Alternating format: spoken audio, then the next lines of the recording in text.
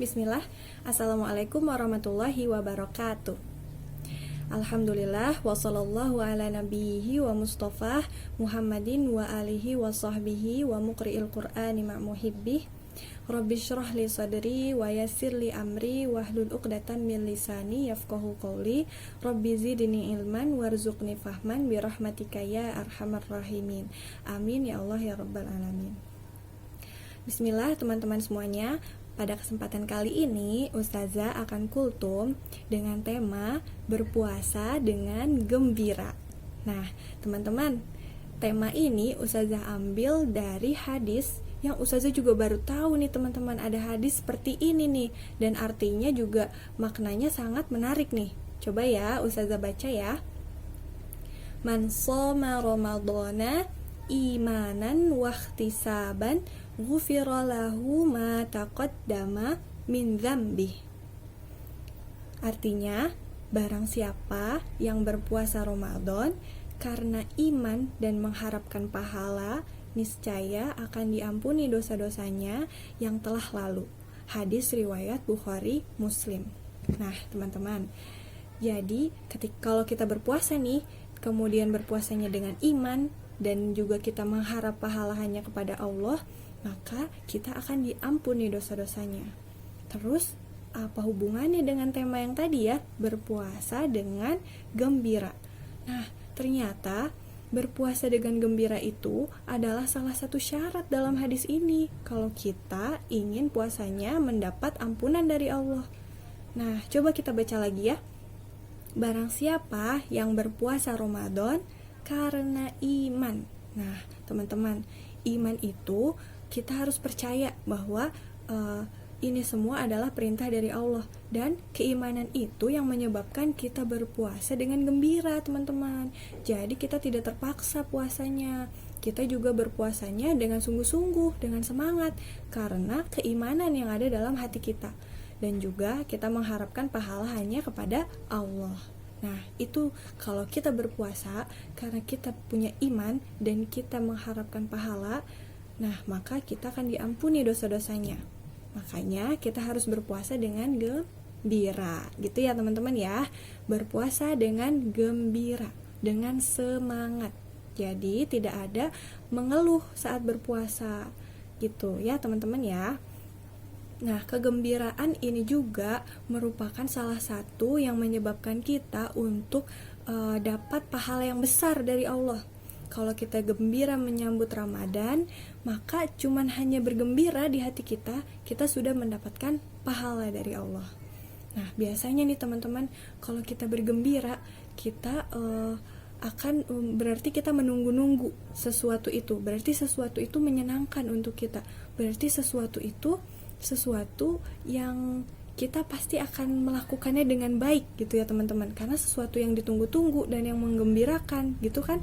Misalnya teman-teman mau liburan, kalau teman-teman bergembira dengan adanya liburan, pasti teman-teman akan menunggu-nunggu dan pasti hal itu akan menyenangkan untuk teman-teman ya kan. Nah, dengan kita bergembira menyambut Ramadan, maka itu merupakan pahala yang besar buat kita.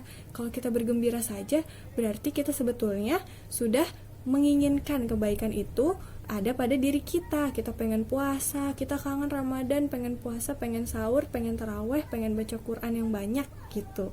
Nah, dengan itu maka kita mendapat pahala yang besar. Ada juga nih teman-teman, surat Yunus ayat 58, bahwa di situ Allah berfirman untuk kita bergembira. Nah, coba ya Ustazah baca ya. Surat Yunus ayat 58. A'udzu billahi minasyaitonir rajim. Qul bi fadlillahi wa bi rahmatihi fabidzalika falyafrahu huwa khairum mimma yajma'un. Nah, artinya dengan karunia Allah dan rahmatnya, hendaknya dengan itu mereka bergembira. Itu lebih baik dari apa yang mereka kumpulkan.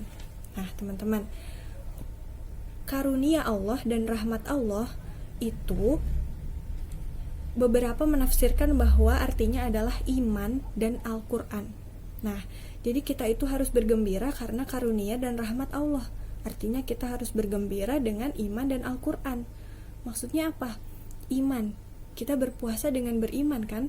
Kemudian Al-Quran, kita biasanya kalau puasa pasti selalu baca Quran. Ada gak sih orang yang puasa tapi gak baca Quran? Ada gak ya? Karena bulan Ramadan itu identik dengan bulannya Al-Quran. Pasti semua orang baca Quran. Yang biasanya baca Quran 1 juz jadi 2 juz. Yang biasanya gak baca Quran juga kayaknya baca Quran deh kalau bulan Ramadan. Ya gak sih? Jadi seluruh rangkaian dalam bulan puasa, seluruh rangkaian kegiatan kita di bulan puasa itu adalah keimanan, adalah Al-Quran. Jadi patutnya kita berbahagia dengan bulan Ramadan, dengan seluruh rangkaian kegiatan di bulan puasa, karena Allah yang menyuruh kita untuk berbahagia, bergembira. Hendaklah dengan itu mereka bergembira, gitu ya teman-teman. Karena apa yang sudah kita lakukan, kita berpuasa dengan beriman, kemudian kita membaca Quran saat berpuasa. Nah itu kita harusnya bergembira, kita bahagia. Ya Allah, alhamdulillah bisa puasa di tahun ini. Alhamdulillah bisa baca Quran, bisa menghafal Quran, bisa murojaah Al-Quran. Nah kita harus bergembira, gitu ya teman-teman ya.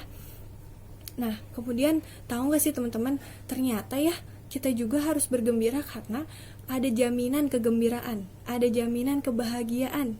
Nah teman-teman pernah dengar nggak kalau kita buka puasa nih, kita dijamin 2 kebahagiaan. 1 kebahagiaan saat berbuka, dan yang kedua adalah kebahagiaan saat kita bertemu dengan Allah di akhirat nanti, gitu teman-teman.